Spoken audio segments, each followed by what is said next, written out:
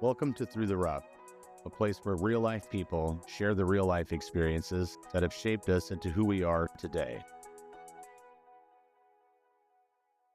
What is it like to admit that you need help? To swallow the pride and say, I need help. Welcome to part 5, the final episode in this series, but long from Tessa's final story. It doesn't feel great.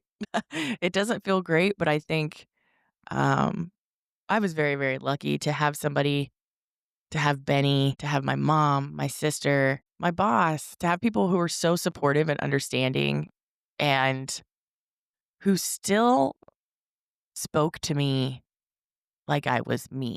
What was the most difficult part to ask for the help? Like, what was difficult about it? Oh God, trying to ask for help showering or getting myself dressed was humiliating.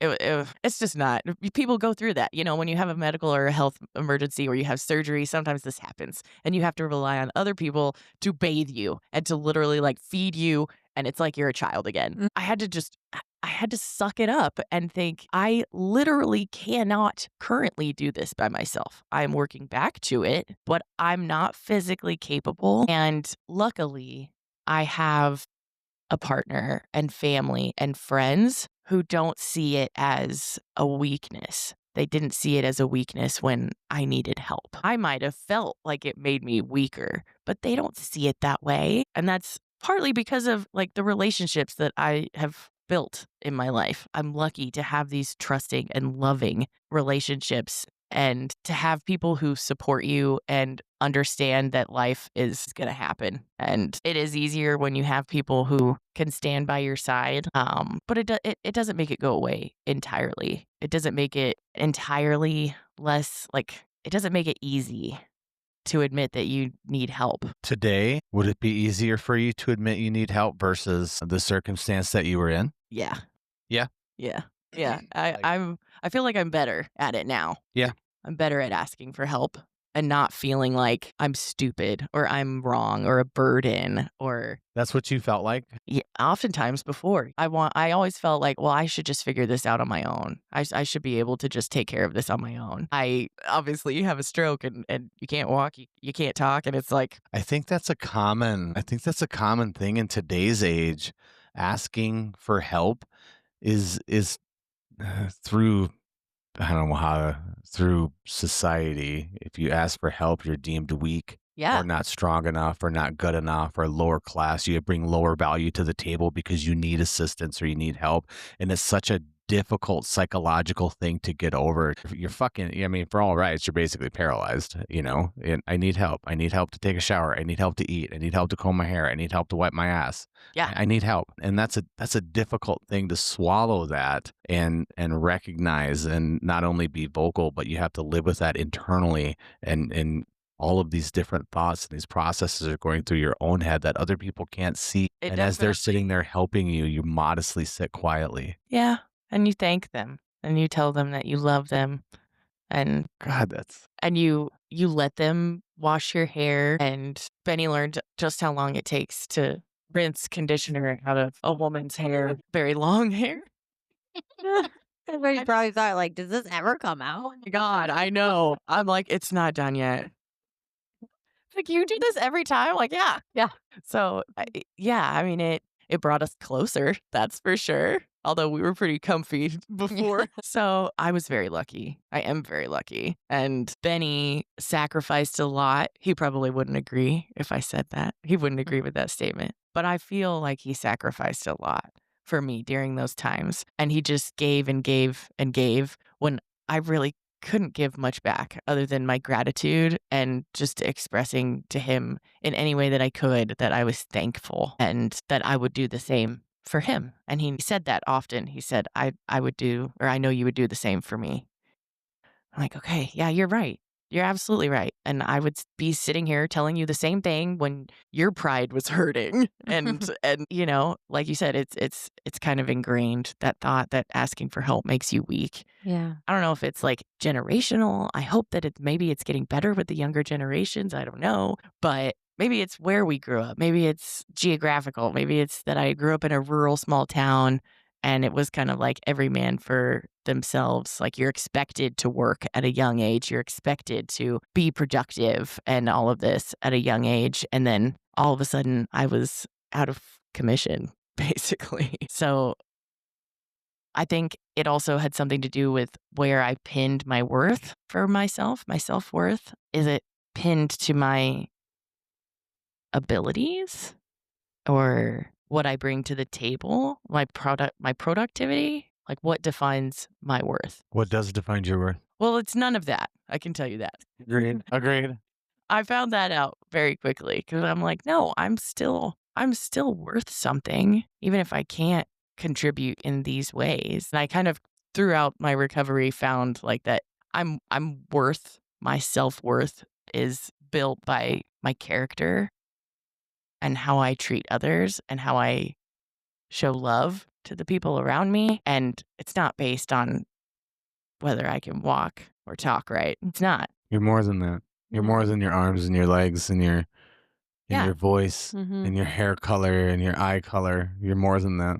Yeah, If you take that all the way, it's still you. exactly. And I was lucky to still be there. And I remember stressing this to people like as I was explaining, like I'm still here. It's still me. It's just a little different. And I'm still like learning what the new paths in my brain look like. I'm really still going on that journey. The new you. Yeah. It is new. It's not the same. And I had to be okay with that. How do you find peace with that process? How do you find the peace with that? How did I do it? I feel like I've done it. I think you've done it, but how did you do it? It was ugly. Ultimately, you had to do it alone. Ultimately, it's all internal. It's all up to you. Yeah. Yep. People can't give you your own strength. It's your strength. You either choose to use it or not. How did you direct that? Like how? I think I had to I did hit a hard bottom a couple of times when I started fearing that my speech would never go back to normal. I remember messaging the suicide helpline at one point. Yeah. Like, I feel like logically I knew that I didn't want to leave, but my thoughts were not where they should have been. And I was alone. I had to work through that and come to terms with living and keeping the pace, even if I would never be the same person I was before. It was like, I talked to my therapist, my head therapist, that Not your physical therapist. like I have so many therapists. My mental health therapist talked about it was almost like a process of grief, like putting that old person to rest. That old person basically died. Yeah. Yeah. And this is a new version. Yeah. Tessa 2.0, motherfucker. That's really what it seems like. I'm not the same. I'm very much still myself, like my core values and who I am, my personality and whatnot. But there are a lot of things that have changed. I'm still getting to know this new person, I think, but I'm more excited now to learn about who I am and to go down those paths of like how I learn differently now. I look at it more as a discovery and like a self-discovery journey than a hindrance. It's still, my brain is still a fine working brain. It just works differently than I always knew it to work. Everything seemed to change and I had to learn to like give myself grace and realize that I am doing the best that I can. And I am trying. I could just give up and wallow in self-pity every day and not go to therapy and not progress and not have any kind of positive outlook. I just wasn't willing to do that. I still felt like I had my core of like who I am. It never left, but I did have new areas of myself that I had to get to know. You had a whole new outlook on life too. What was the hardest part of letting go of the old Tessa's outlook? The old you. I think my confidence was pretty well shattered for a while. And I used to feel pretty confident in my abilities. In your current perspective, is that what you just isolated to you? Is that what you would equivalent to rock bottom? Doesn't have to be alcohol or drugs related, but like emotionally you can be put at rock bottom as well. I think I was. Yeah. I mean, thinking that you want to disappear is pretty rock bottom. Desperate isolation, seclusion, but it's all All in your head. It is. It is. And I think even through it, like I still had faith in myself that I would pull through, but I knew that I couldn't do it by myself. I knew that like in the moment where I was having those thoughts that I needed to talk to someone. I needed to reach out. And I'm glad that I did. I'm glad that I spoke to someone and worked through,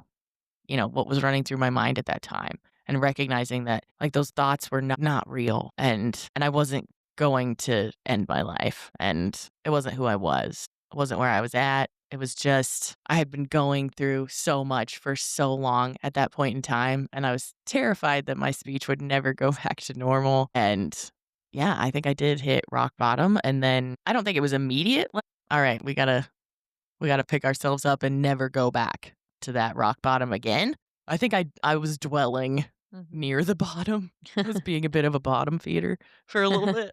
Just dipping your toe. Yeah, I kind of hung out there for a little while and just tried to tread water in the situation almost. I wasn't okay with that. I didn't want to be stagnant. So I think my stubbornness really kicked in and I was just like, no, we are not done. This is not the end all be all. And we can keep trying. We can keep doing research. We can keep going to therapy. We can keep singing and rapping. And I had different cognitive exercises that I would do with my hands. I was challenged to paint my nails by myself, by my cognitive therapist. And that was fucking hard. Oh my God. Painting my nails after a stroke was like, this is a joke. Intense fine motor skills, right? Yeah.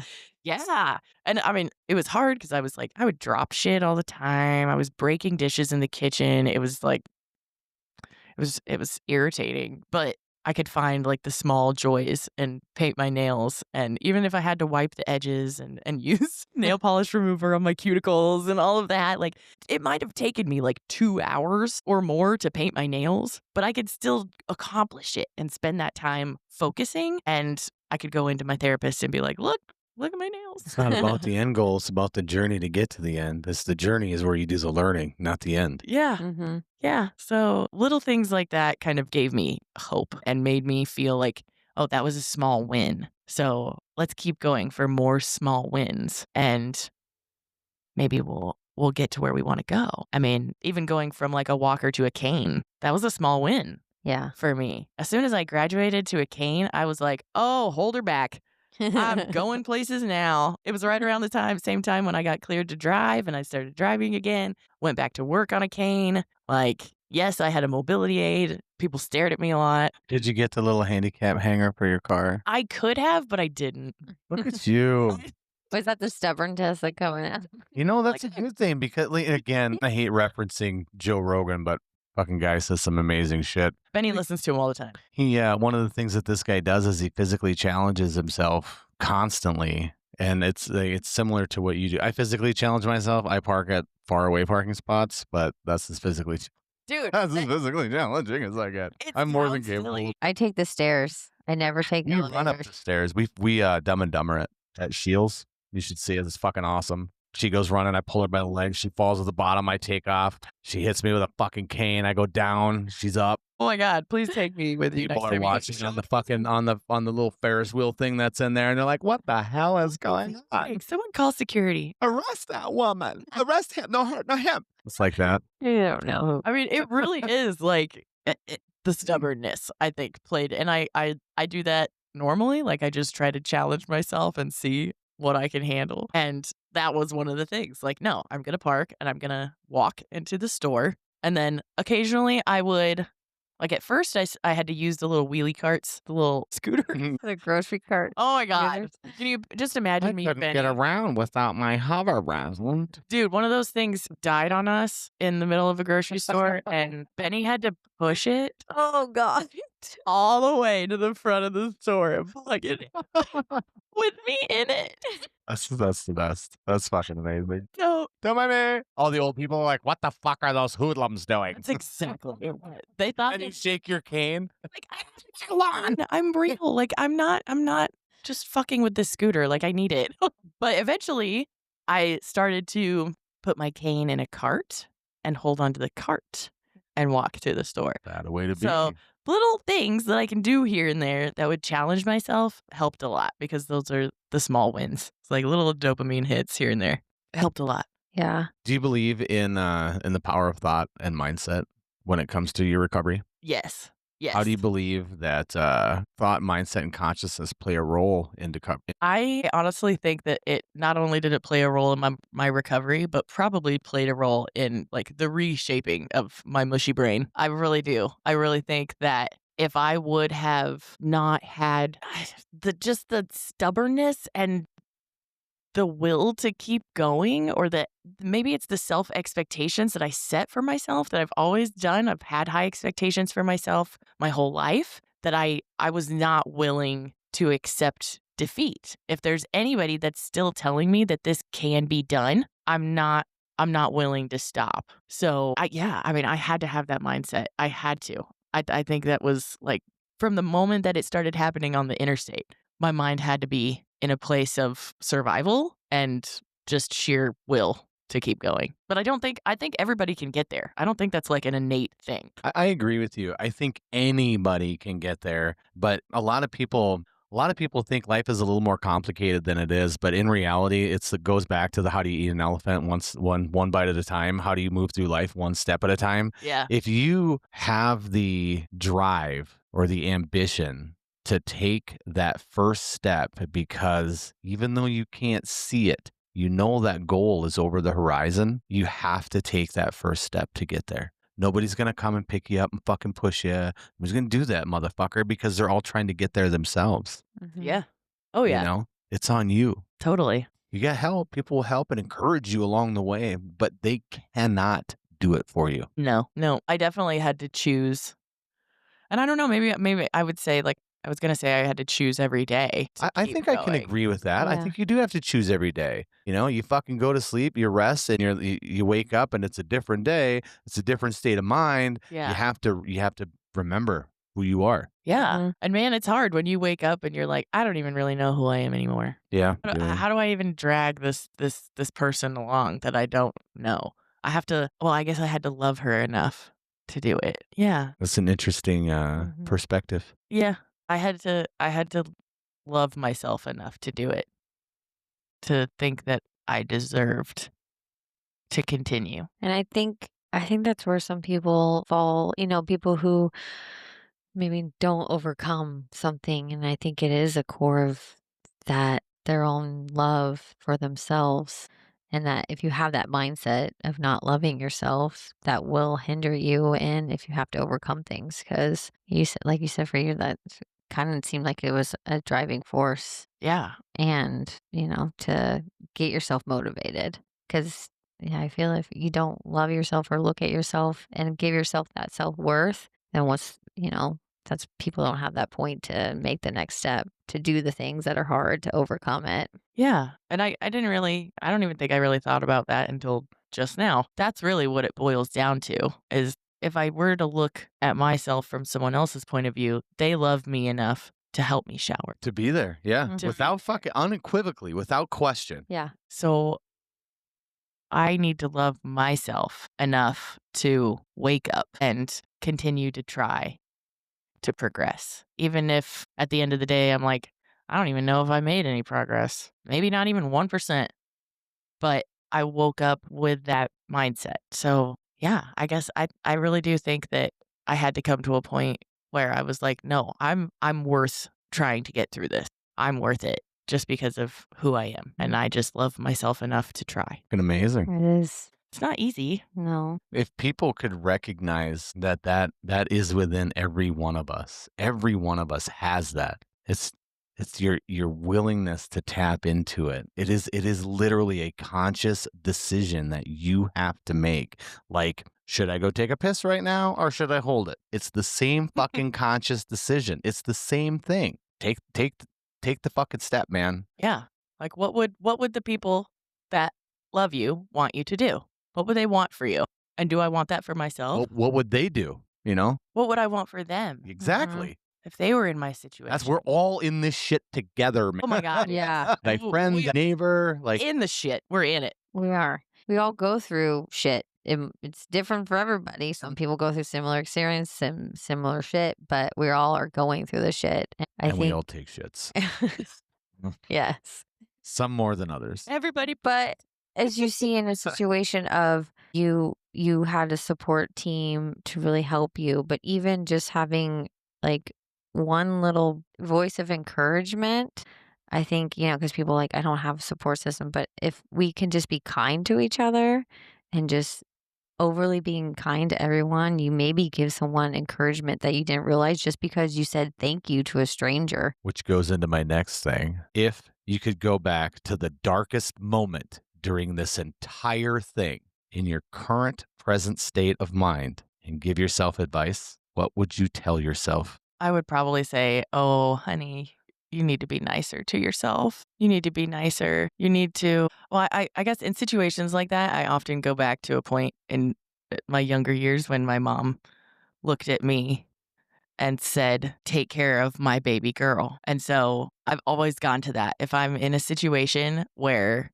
I don't want to do it for me, or if I feel like I don't have the energy or the drive right now or the reasoning to do it for myself, I always feel obligated to take care of my mother's daughter and to take care of my sister and to set an example. And I think I would look back on that person and say, you need to have faith and you need to have grace for yourself because you're not being very nice to yourself right now. I was not being very nice to myself. But I would just also remind myself that it's temporary. Even if I hadn't progressed any further from that point, even if I still had a speech impediment, I was still making moves post-stroke. Even when I felt like I was at a plateau with my speech or that nothing was changing, I was still putting in the work. So whether I could see it or not, it was still happening. And 2 years after, it all paid off.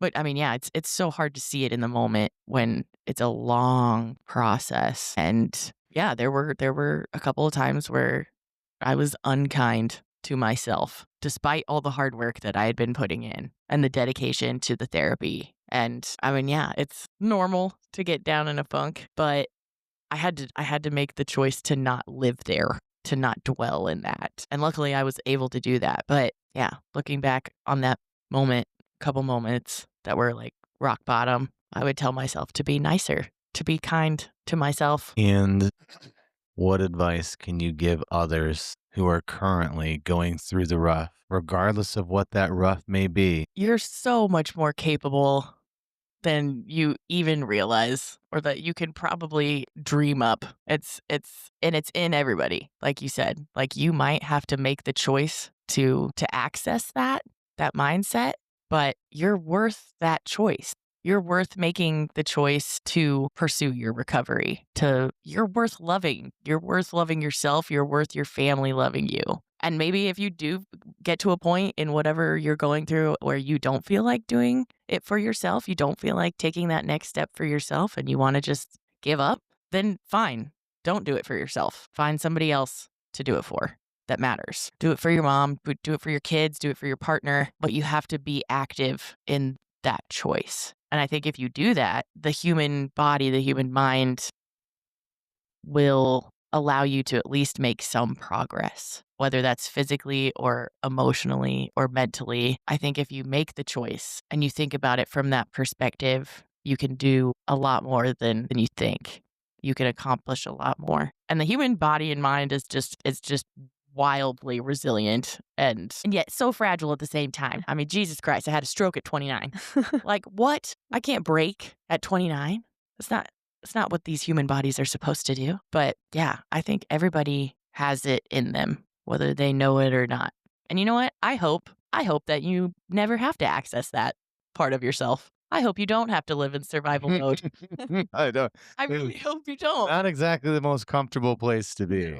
It's not comfortable, but I mean, it is, like I was always told, it's going to happen. Life's not fair. And things like this happen in many different ways at all moments of every day. Someone's life is changed in an instant. Is there anybody right now where we are right knocking on the gooch of the 3-hour mark?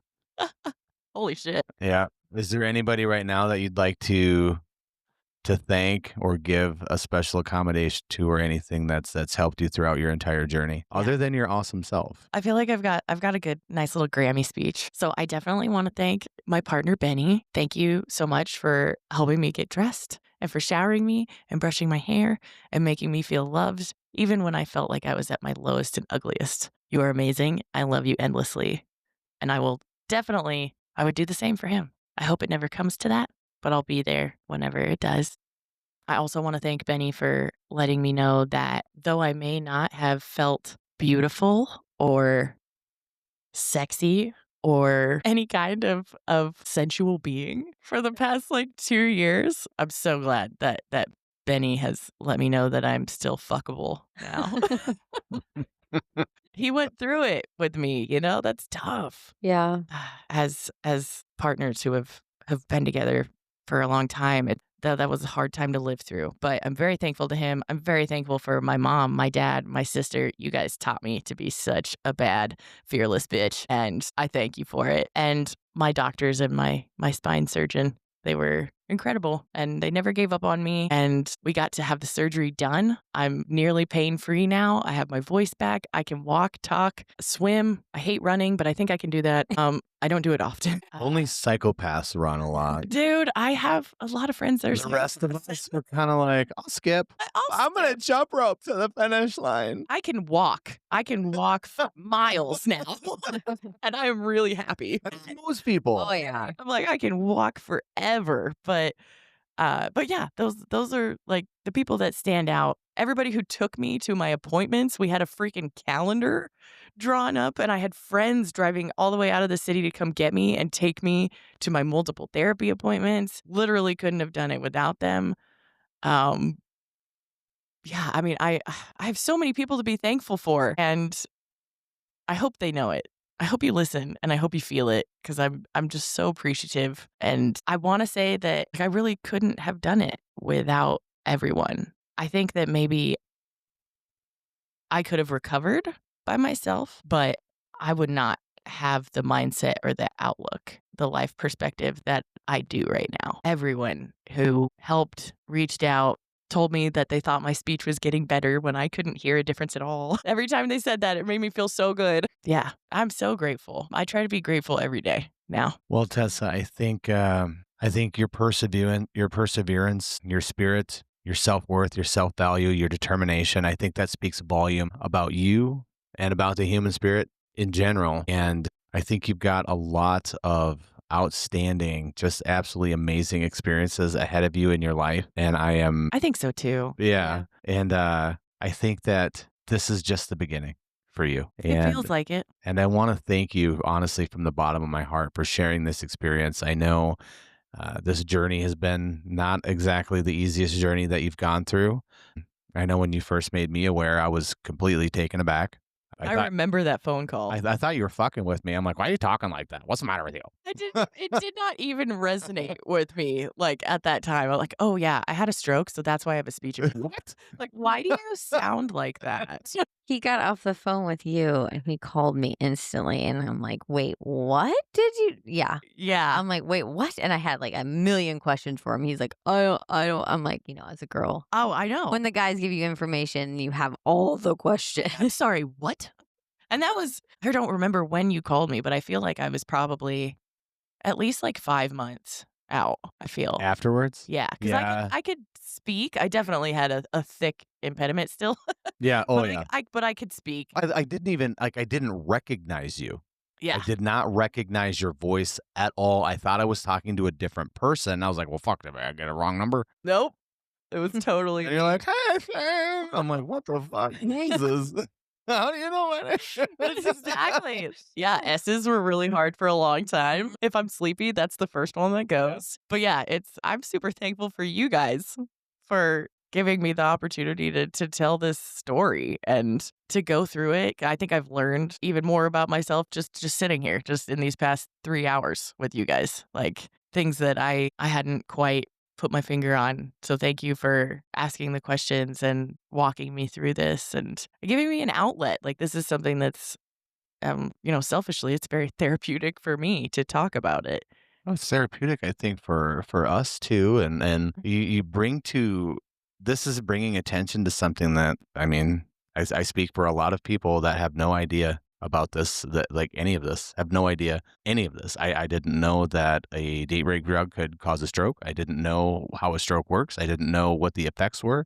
I didn't know how to recognize these things. I didn't know the process or the struggles of trying to recover from it, both mentally and physically, for you and your friends and family. Completely unaware, absolutely oblivious to this stuff because it's never crossed my path. But now, thanks to you, I have the ability to recognize things and I know how to deal with these things and I know how to help people who need help because you've gone through this yourself. Yeah. Yeah. You So know? thank you. Yes. Thank you, Tessa. Thank you Aw. for, willing to come and tell your story to, I think, truly help others and help us all on our journey through this life. Because as we all know, there's ups and downs, and wherever we can get hope. And I think a lot of people can find hope in your experience and your journey. I find hope in it. And, just thank you for sharing. Thank you for also bringing awareness to others of, how things can change and how I think quickly life can change and how it is good to stop and take those moments and appreciate what we have. I don't think people do it enough. So thank you for bringing more awareness to all of us that we all need to do that. Well, it's my pleasure, really. If I can help anybody just feel less alone, that's awesome. And to bring awareness that I mean, even if it's not the same situation, if folks are going through stuff now, hopefully, you have a better understanding of like maybe where their mind is at. Yeah. Mm-hmm. Absolutely. Absolutely. Because we as a society, we keep all this shit bottled up inside and then you wonder why you get fucking liver cancer if you're not a drinker. I guess liver probably wasn't the best choice. Like why you get sick. I don't Not- fucking know. I don't get tuberculosis. sick. I don't know anything about being sick. Good. That's good. You on that? Yeah. But you know what I mean. Holding all that shit in isn't healthy for you, I guess is what I'm really trying to say. Totally right. Like, yeah, I will confess that. So I did all 3 of those therapies for, nearly a year. It didn't occur to me that I needed to also address my mental health and go to that kind of therapy Yeah. until the beginning of 2024. Fucking A, man. So, that was a whole other. I had kind of been putting my mental health almost on the back burner because I really just wanted to walk and talk again. Yeah. But yeah. You got to take care of yourself. You got to be nice to yourself. We're just meat suits. We're just human meat suits, and our spirits have attached themselves to these bodies. And you might not always recognize yourself because life throws these curveballs, but But if you slow down and you be present, it's really easy. And it's hard to miss it. and it's worth it Mhm. then. Yeah. It becomes more worth it, I think, every day. Well, Tessa, have you been through the rough? Oh, I've been through the rough. Are you still going through it or have you found your way through? I'm on the tail end. Is that good enough? That's good enough. Until next time, Peace out. peace out. Bye, everyone. Thank you for listening. Don't forget to stop by throughtherough.net to check out our latest episodes, merchandise, and hit that donation tab to keep content coming. See you again next week.